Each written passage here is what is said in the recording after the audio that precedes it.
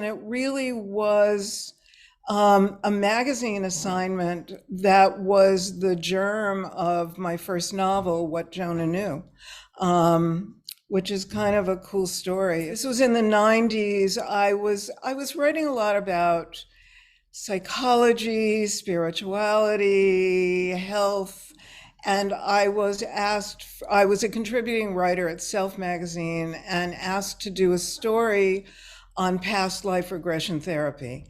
Which I didn't really know anything about, but I'd always had this sense of that there's more to life than what our six senses perceive, or the five senses. So I was really drawn to it. I went to a workshop. Other people were having deep experiences. It was led by this Jungian psychologist.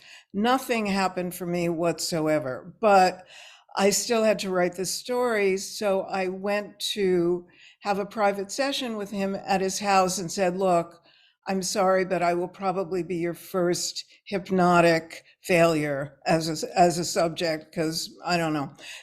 In any case, he was very nice, smiled and said, no worries, did the kind of relaxation, visualization thing.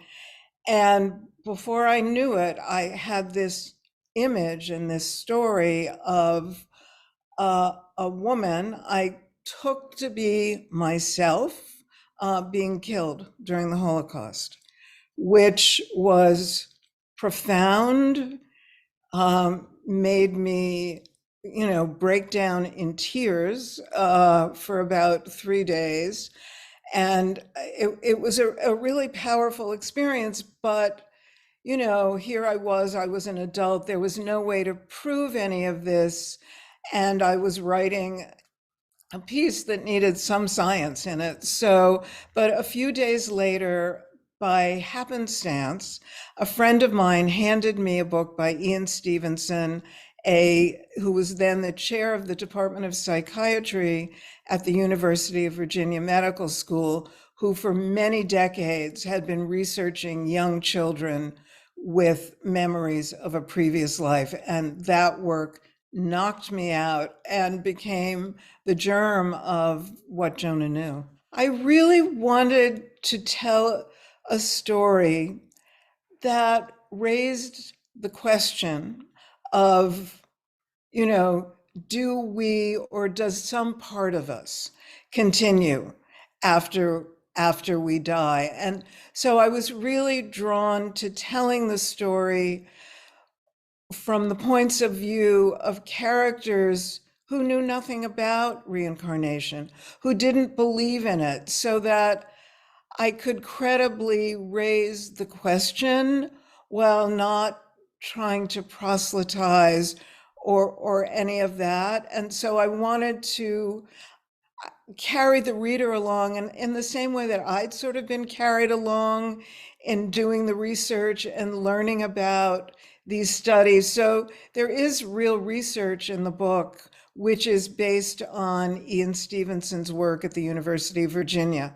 So, yeah, and it immediately presented itself as a murder mystery. And also, the book's a lot about motherhood. I've written a lot about motherhood. And so one of the questions I thought to myself was, well, what if someday my kid, I'm the mother of a son, out of the blue said he had another life, he had another mom, he lived in a different house, and he really, really wanted to go see her. Could we go right now?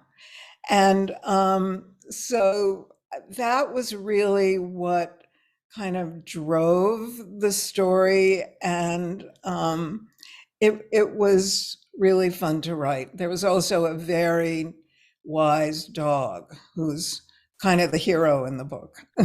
I just think dogs know, as Jonah says in the book, dogs know stuff people don't.